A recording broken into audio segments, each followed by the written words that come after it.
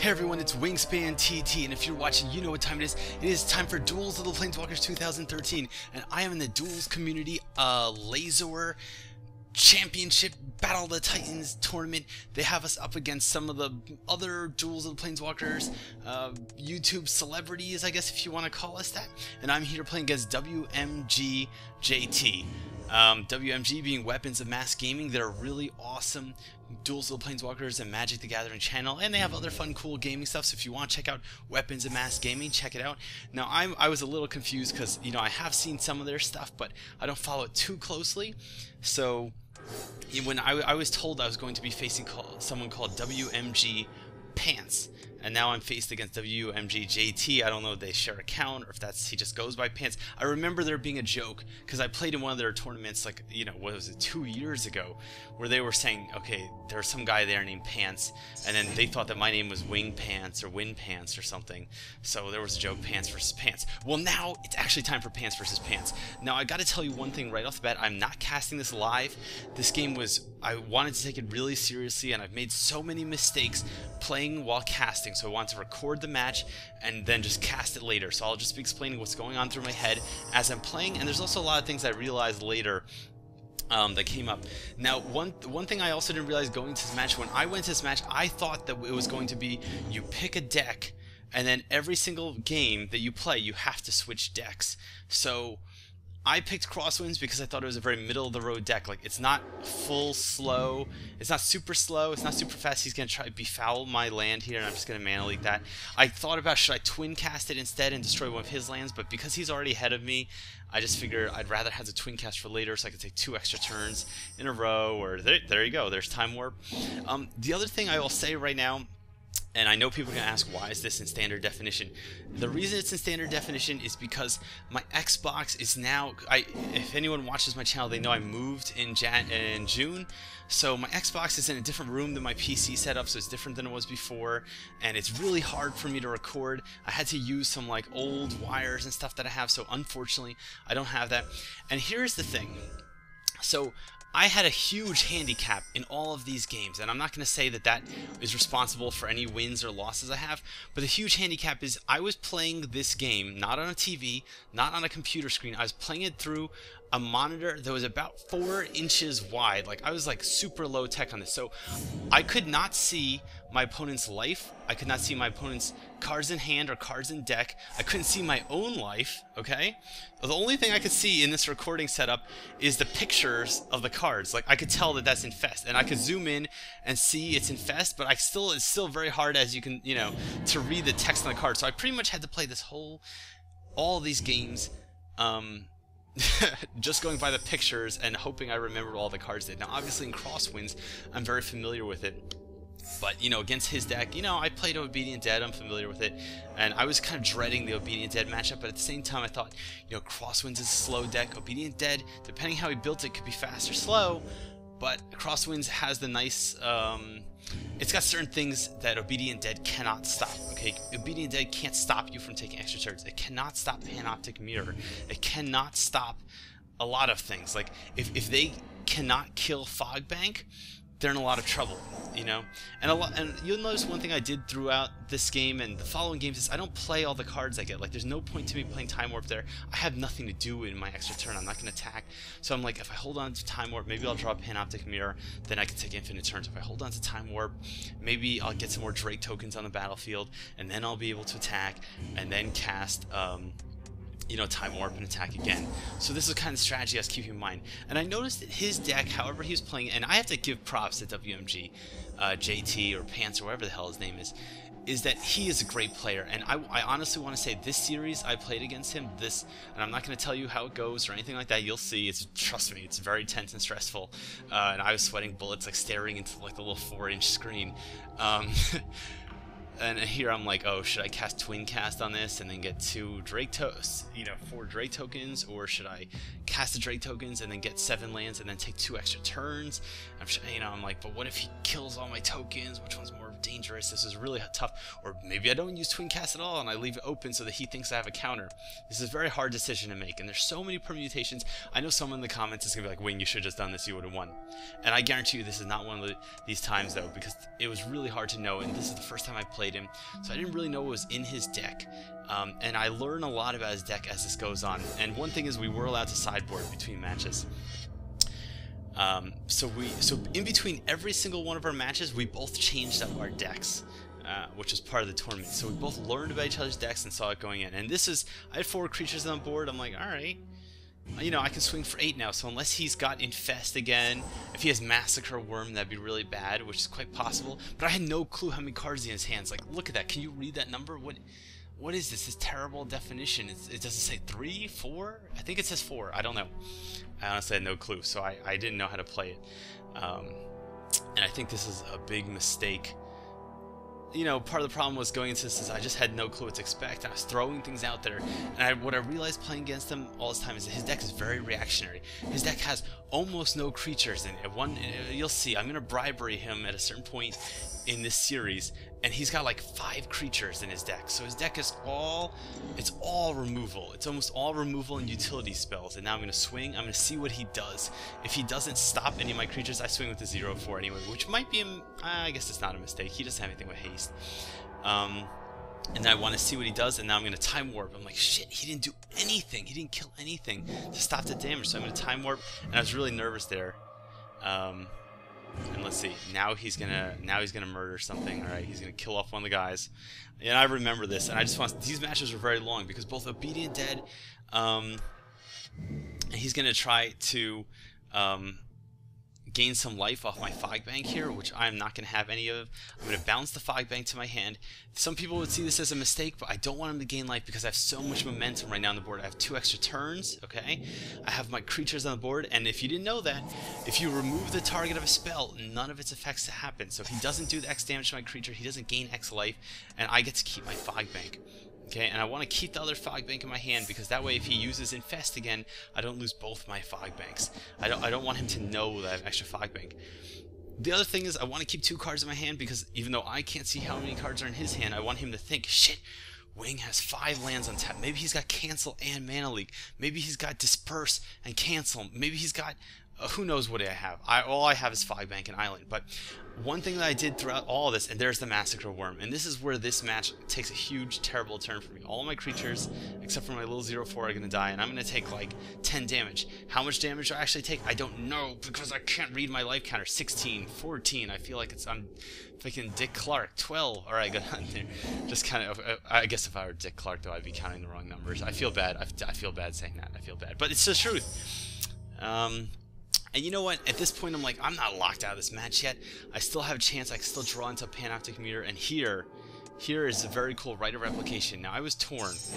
I'm like, I could just Rite of Replicate his guy right now, okay? I could Rite of Replicate his creature right now, and then we'd have an even board.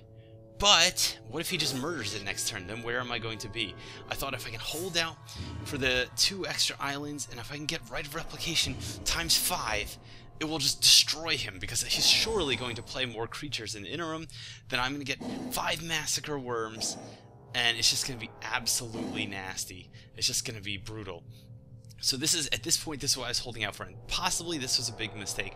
Maybe I should just play the Massacre Worm, got it on the table so I'd have some kind of board presence, and forced him to deal with it. Because if I start swinging, he would have to block. I can't read his exact life, but it's somewhere between like 5 and 9, 5 and 8. So if I probably should have played the Massacre Worm with the Rite of Replication. Now he's going to corrupt, understandably, this thing. My Fog Bank, I'm going to lose my Fog Bank, he's going to gain a bunch of life, and see if I had cast the Massacre Worm, he'd be forced to corrupt Massacre Worm, because it would be more of a threat to him. And then I'd have Fog Bank left to block infinitely for all these turns. So, if there's one thing I've learned, it's just that, and I mean, I knew this ahead of time, people always say this, is that don't get greedy with Rite of Replication. It's very easy to get greedy and just hold out and hold out and hold out, and just think, I have 8 lands. See, I have 8 lands here. I just thought, oh, okay, I'm just going to definitely draw an island next turn, and then cast Rite of Replication for 5.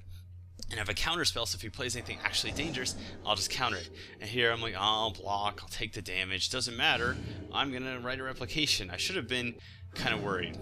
because now I'm down to like 2 or 3 life. He could sign in Blood me to death at this point. I'm pretty sure that says 2 life. And he plays the Gorgon here. And at this point, I'm like, oh, fuck. What am I going to do? What am I going to do? He's got the Gorgon. Should I cancel it? But I probably should have canceled it. I should have canceled, because what was my plan going into this turn exactly? I was like, oh, I'll cast Rider Replication, and I just don't have enough mana to make things happen here. Okay, see, I can pull this out, I can get Disperse, I can return a creature to his hand, and I was trying to figure out what to do. Should I get, if I get creatures on board and he kills them, I'm just going to die to Massacre Worm. So it was a really tough situation here. I'm like, I could block with Archaeomancer and disperse his Massacre Worm, and then he'll play it again. Then maybe I'll buy enough turns. But really what I should have done is I should have canceled the Gorgon. Okay? Made a Gorgonzola out of that thing. And then just played Rider Replication next turn. I could have played the Rider Replication, and I didn't know it at the time, but I could have played the Archaeomancer to get Rider Replication back. And then I would have been at 8 lands. And this probably, I'm not saying I would have won the game, because I did not have any momentum on the board. He has all the board presence. He has all the tools he needs to win. And see here, this is a cool combat trick as far as I'm concerned. But this is not enough to win the game. So what happened here is, I'm going to bounce the Massacre Worm's his hand. I'm going to chump block the Gorgon, okay? That way Massacre Worm is not on the table when my Archaeomancer dies. So I get the chump block, and then there we go. And now at this point, I'm like, all right, now he's just gonna replay Massacre Worm, and then I'm gonna Rider Replicate it. Ha ha ha! I'm so evil. My evil plan is gonna come to fruition. I kill all of his creatures, and then I'll have the upper hand. But I made a huge mistake, and that mistake is, and it's not like I could have done anything different about it, but I have 2 islands untapped, and I bet he's thinking he has a mana leak. He bounced it because he has mana leak. And now I'm really worried, because I think he's not going to play Massacre Worm. He thinks I have mana leak. And I don't. I actually have no way to counter his spell. I have absolutely nothing I can do about it. But he doesn't know what this last card is, and he's probably thinking he doesn't want to risk, you know, throwing a spell away for no reason when he has no clue what I'm going to do. For all he knows, I'm going to go Infinite next turn, or I'm going to cast Blatant Thievery, even though I think that card sucks and it's not in my deck. He doesn't know, and now he's nervous. And honestly, if I were him, I wouldn't play the Massacre Worm either. There's no reason to play it. Because if I play a single creature and he plays Massacre Worm, then he could kill me just from the damage of Massacre Worm's effect. So here you can just see him going left, right, left, right, left, right on my cards. I'm freaking out. He's got this Gorgon, which I like that Gorgon. People will diss that Gorgon all day, but that card shuts many decks down, alright? It shuts green down, okay? It shuts Celestial Light down, it shuts red down. Like, it's got huge toughness, it's got huge tracts of land and snakes on her head and all that stuff. And you know, maybe I have a Medusa thing. It's not a Futanari thing, it's nothing like that with the snakes and all that stuff. It's just a cool card. And now he's got Rise from the Grave, and that's pretty much it. Game over. He's actually gonna cast Rise from the Grave, and I just paused the timer to see what the hell he's doing. I'm like, fuck. Alright, he's gonna Rise from the Grave. On my Archaeomancer, I'm like, what is he going to do with 5 mana? Is there anything he can actually do with 5 mana? It's so scary. But then I'm like, oops, I forgot he's got Jet Medallion. And here comes the Fatal Corrupt. Now, of course, if I had a mana leak at this point, that would be absolutely great. I would love a mana leak. But I never get to find out if I'm actually going to draw that land, and I get control. So there you go. That was game 1, and at the end of game 1, I was like, fuck, this guy's really good. Like, I mean, I knew he was good. I've seen some of his gameplays before, and here I got to take a mulligan there, and this is absolutely terrible hand, and I have to do it. I have to take another mulligan. I have to go down to 6 cards. I can't go into this with 6 islands and 1 card, and this is doable. Look at this. I got a counter, I got a sifter, I got my, okay. This is a very doable hand to start with. Anyway, what I was saying was, after that first game, I really respected JT, and I just thought, this guy knows what he's doing. He's not chump. He plays very patiently. He's waiting for me to make a mistake. He's playing very reactively. He's feeling out my deck, and I was kind of doing the same thing, but I made a couple decisions that maybe would be seen as reckless. There's no way to know they were reckless time. I had no clue what was in his deck. I wanted to get a board presence, and so I went back. I sideboarded in. What I did was I took out my Azure mages, my 2/1 draw mages, because I realized they're not going to live on the board at all. I'm never going to get them on the board. They're never going to draw a single card. Fine. I left in my defensive creatures for chump blocking, and also so I have something, I don't know, that if he wipes the board, I can drop new defensive creatures. Azure mage, not, you know, whatever. That'd be pointless. The other thing I did was I made sure that my deck had cards that would be hard for him to deal with. So I took out, I forgot. I took out a couple spells, and that Talrand's in here, but I realized later that was a mistake. But I put in more spells because I'm like, he can't stop my spells. He can't stop me from casting more Talrand's invocations. He can't stop enchantments. He can't stop artifacts. I seriously considered dropping in the blue ring into his deck because it gives creatures hexproof, but I just figured it's too slow of a card. Like, I'm going to get it in play, I'm going to attach it to a creature, and then while I'm attaching it, he's going to murder it, you know? Like, I just saw these scenarios playing it in my head. He's got tons of instant removal, so I was like, oh. And here what I was waiting for was I wanted the 4 lands so that I could, you know, play the 4th island and then either play my Talrand's Invocation or play the Fog Bank and have the mana leak to protect it. And I thought either of these things would be a good way to start. And I was really nervous. I'm like, I could play Talrand, but he's just going to use, I know he's got removal. What has he got, like 4 cards in his hand? He's got to have, there's nothing in his deck except removal. And he was probably going into this thinking, I'm going to be playing against goblins, I'm going to be playing against, because he actually asked me on Twitter before the match started, like, hey man, what deck are you playing? I'm not going to tell you what deck why the hell would I tell you what deck I'm playing so you can, like, sideboard in all the cards to destroy it? And here I was like, oh shit, should I block? If I block, I'm going to lose a guy. But fine, I'll lose one guy because his guy is first strike, so I'd have to double block. But I'm like, if I don't block, I can swing for 4 every turn. Then he's gonna have to deal with my creatures. I really should not have blocked here. The clock was in my favor. But here's what he does: he kills one of my guys, and now he has first strike, and it kills my other guy. So that was a terrible block, and that was a huge mistake. I should have thought about the clock. I should have thought, I can manage to take 2 damage a turn. Okay, I can afford to take 2 damage a turn. Can he afford to take 4 damage a turn? And now that's what I'm going to have to learn, because now he's got his 2/2 creature that can only be blocked by black creatures.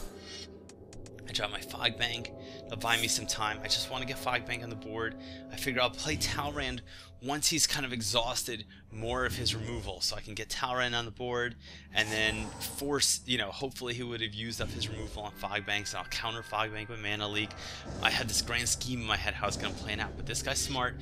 He knows what he's doing. He's not going to just waste removal on my Fog Bank when it's not actually in his way, when he knows he could have a Massacre Worm coming out eventually, when he knows he could lure me into playing more creatures and then play Infest or Mutilate or one of those cards that's just going to wipe the whole board.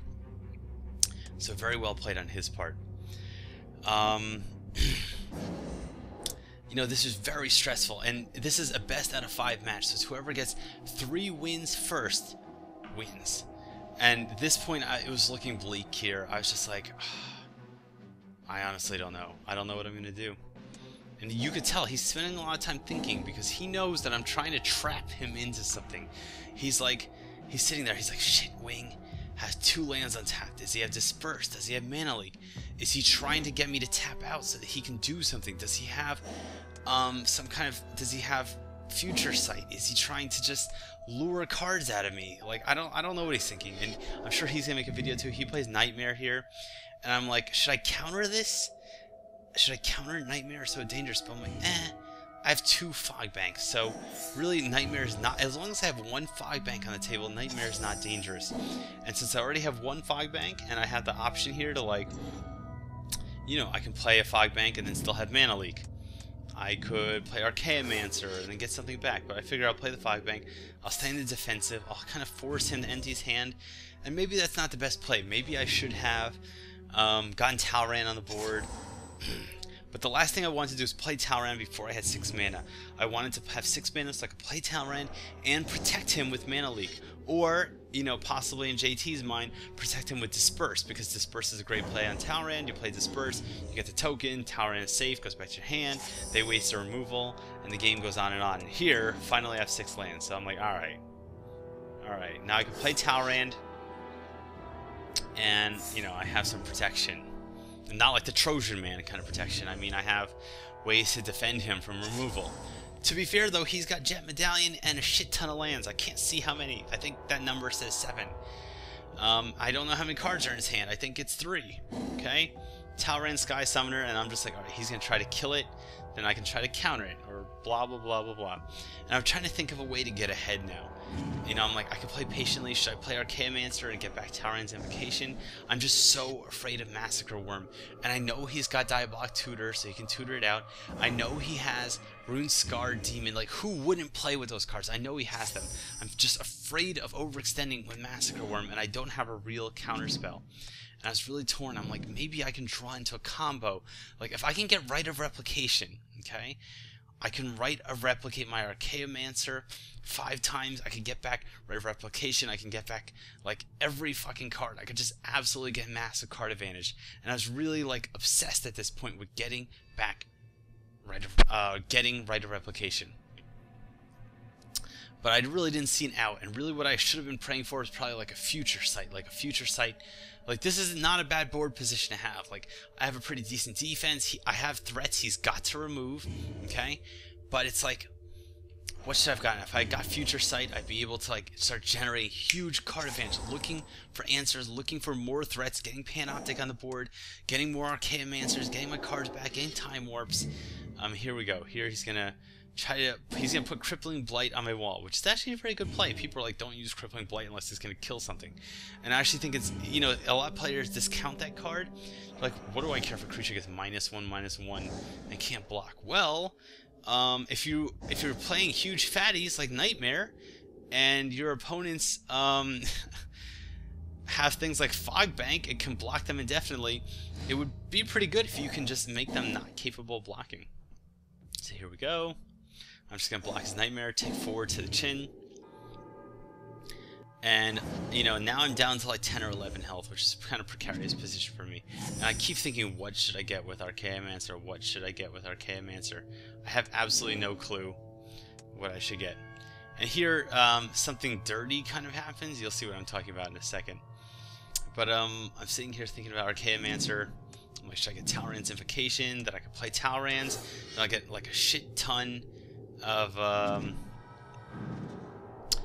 guys. But ultimately what I decided to do is to go for, you know, I want to dig through my library more and try to find a card that'll allow me, okay, oh shit. And now I'm like, yes, alright, I got Time Warp, I got Talrand's Invocation, I can get more creatures. If I take the Time Warp, I could dig for more cards. I don't know what I was thinking. I guess I was just so afraid of Infest, because if he cast Infest, it would literally kill every creature on my side of the board, and then he would have his Nightmare left to just run rampant, and it was absolutely terrifying me. Here we go. He plays Myers Toll. Everyone, I have to show him what's in my hand. I'm like, do I counter this or not? If I don't counter it, he's going to take Time Warp out of my hand. Unless he has something that absolutely is going to win him the game this turn, in which he would take the Mana Leak out of my hand, but Mana Leak would be ineffective, so what does it matter? So I'm like, I'm just going to take my odds on it. Maybe I should have just Mana Leaked it, made him cost the 3 mana that way, but then I would lose both of my cards. I would get a Drake token for my worries. So the downside is now he knows I have Mana Leak, so if he leaves the Mana Leak, fine. If he's got something that wins the game this turn, fine, he's still going to win. Doesn't matter, but he ultimately decides it's too scary to leave Time Warp in my hand, and he chucks it. He's going to swing again, I'm sure. I mean, I honestly don't remember. This is so long ago now. I mean, these matches, as you can tell, took a really freaking long time, and we're only on game 2. And I'm not going to tell you how many matches there are quite yet, but needless to say, this went on and on and on. We both had really slow endgame kind of decks. One thing that I really wanted to do going into this tournament was, I know I'm going to face a lot of Goblins and Obedient Dead, and I just wanted to go in with the deck that I liked playing. Like, I'm like, is it like and I wanted to kill off his Necrotal while I had a chance here too, since I guess he could have done the same 2-for-1 on me, and I was dreading the 2-for-1 again, but I'm like, I just don't see that happening twice in one game, and I want to get rid of the Necrotal that way. I could just stop taking so much damage a turn. Whoop-de-doo. The reason I don't cast this guy is pretty obvious. Can anyone want to raise their hands? Bueller, anyone want to tell me why do I not cast the little Kraken hatchling? If you said because it's not going to help me and I want him to think that I drew a counter spell, ding ding ding, you're correct. I didn't catch Kraken hatchling, cast it because I'm like, okay, I got 8 mana, he's going to be afraid of what I can do now. He knows one of my cards is Mana Leak, and if he didn't know that my other card was Mana Leak, I would have considered casting the Kraken Hatchling, but because he knows what my card is, I'm like, there's no, and see, this is dirty, man. The murder on Talrand, like, you can't actually do this in regular Magic. I guess he could have cast it in my upkeep or something, but I'm like, ugh, I was gonna use Rite of Replication or something. I was gonna use Rite of Replication on my Archaeomancer and get a free Archaeomancer, and then use it next and just stall until I could get 9 lands, and then I didn't know what the hell I thought I was gonna do. Once I got it, I guess I was gonna use this on Archaeomancer a bunch. And one thing you can do with this card, which a lot of people don't know about, is you use Rite of Replication unkicked, although kicked is also very good. On Archaeomancer, it lets you get any card back to your hand, so you get Rite of Replication back to your hand. So basically, for 4 mana, what you get to do is cast a copy of Archaeomancer. It's not particularly game breaking, but it can definitely let you stall the game. If you're trying to stall against Odric or Goblins or anyone, you just need a chump blocker every turn, you can do this. You can keep casting Rite of Replication once a turn on your guy, and then when you get 9 lands, just explode. Or when you get your Panoptic Mirror, just explode. Now maybe this was a mistake, playing the Kraken Hatchling, because now he knows exactly what the 2 cards are in my hand, but I was just a little nervous. I don't know why. It was a mistake. I should not have played the Kraken Hatchling. I should have just let him think, because this is a huge mind game, and especially because I was at such a handicap where I'm like, I don't know how many cards are in his hand. Like, does he have more than 2 cards in his hand? I have no clue. And it's always scary when you're playing cards, okay, at least for good players, if you have 2 cards in your hand and they have like 4, and then you play like the last 2 cards in your hand, you're like, what the hell does he have in his hand? It could be anything. It could be something really scary. And it's very nerve-wracking to cast stuff when you know that your opponent, or you think your opponent, has more threats than you do. And that's why I shouldn't play the Kraken Hatchling. It absolutely offered no benefit. And here, I was just going to stall out longer. I'm like, you know, I guess I could cast Rite of Replication again, get another free Archaeomancer. I could cast Rite of Replication on his 2/2 guy, so I'd have a blocker. I'm like, alright, I'll keep a blocker. And then that way, when shit hits the fan, since I have Disperse, I can return Archaeomancer to my hand. I can get Archaeomancer back. I can play it again. I can get Rite of Replication back. Then use Rite of Replicate. I had this huge plan in my head. You know, the best laid plans. Here we go. He's gonna play Jet Medallion. I was so nervous. I'm like getting ready to like counter it. I almost hit the counter button there. I remember I was like, my hand was hovering over the A button. And here we go. Diabolic Tutor. I'm like, well, I can't counter it. He knows I can't. He's gonna go search probably for Massacre Worm. Or did he use Corrupt already in this match? I honestly don't even remember. But I can't stop it, so I'll just wait for him to get whatever he's gonna cast. Hopefully he thinks that I have a cancel in my hand, so I'll leave that on the table. But pretty much if he gets Massacre Worm or Corrupt, and then I was like, oh, you know, maybe he's just gonna spend so much time looking for the card he doesn't know what to get. But he's probably just can't find it in his deck. It's understandable. It's very hard when you have Diabolic Tutor because it shows you every card in your deck. I do recommend, some players were like, should you put the search entire deck feature on or off? And personally, I like to have search entire deck off. You know, I know what's in my deck. I can look at my graveyard. I can remember what the hell I cast. There's no reason to see my entire deck. There's no reason to see my opponent's entire deck for the most part. I mean, there's just... we know where in these decks. They're not like huge surprises. This isn't a real Magic environment where their deck could have anything in it. And it just saves so much time, because the other thing is when you're searching through the other person's deck, there's a timer. So if you don't find what you're looking for in the set time, it's just going to take whatever card you're highlighting at that time. So I don't want that to ever happen. It's very scary. At this point, I'm like, there's no way he got a card other than Massacre Worm. He has to have Massacre Worm or Corrupt, and this game is over. So I don't know what he's doing. He's probably just, he just is expecting that I might have a cancel, which I would absolutely love. I would love to have, and this is probably a mistake here too, right? I'm like, all right, I'm going to return my Archaeomancer here to my hand, and now he knows I just had the Mana Leak. Now he's trying to just see what the hell I'm going for. Maybe he's considering, should I murder that thing so he can't return it to his hand? But you probably just realize there's nothing that can save me. And here's Panoptic Mirror, and it's just way, way, way too late. I could have used this like 4 turns ago, and it would have put me in a great position if I could put Disperse on Panoptic Mirror. Obviously Time Warp, you know, people are so fixated about getting Time Warp on Panoptic Mirror, but there's so many spells that are absolutely amazing on Panoptic Mirror. Rite of Replication is great, okay, because you can cast it with Kicker every turn. What else is good on it? Disperse or Repulse, both great on it. You can return something to your hand every turn. You can return a K-Mancer and get cards back from your graveyard. You could put Call to Mind on it, which is absolutely game-breaking.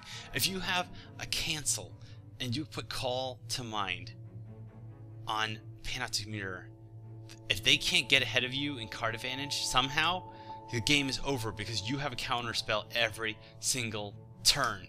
So they need to stock spells, and for all they know, you're stocking counters too, and you're using Call to Mind every turn and getting back, you know, your mana leaks and your cancels and your disperses. It's absolutely brutal. And at this point, I just realized, like, the game is over. Like, I know whatever he got already won the game. I'm trying to psych him out. I specifically leave 3 lands on tap 2, but I just ultimately drew Panoptic Mirror way too late. And after this game, I'm going to go back and I sideboard in some extra draw cards, like, geez, I don't even remember. Is it Contemplate? 5 mana to draw 4 cards. He's trying to draw my counter magic here.